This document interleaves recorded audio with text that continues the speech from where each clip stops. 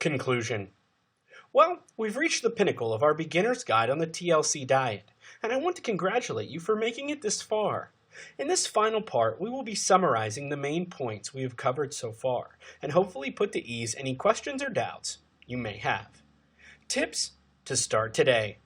At first, it's not going to be easy. No diet is easy regardless of who you are. Above all else, however, the major thing to consider is sources of fat in your diet and monitoring saturated fat levels to lower your cholesterol.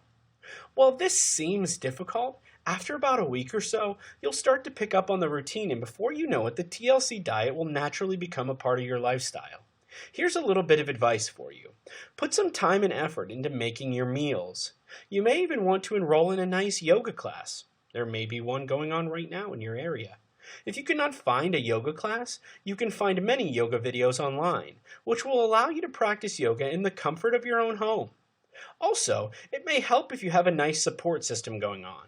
The more friends you have that will take part in this diet with you, the better off you're going to be. In the end, don't let anything get in your way, and remember the benefits of the TLC diet. You can also reward yourself. Rewarding yourself will give you something to look forward to. Just don't reward yourself with food.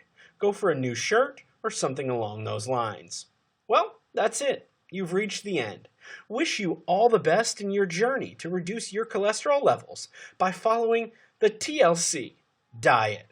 Quote, "Let food be thy medicine, and medicine be thy food."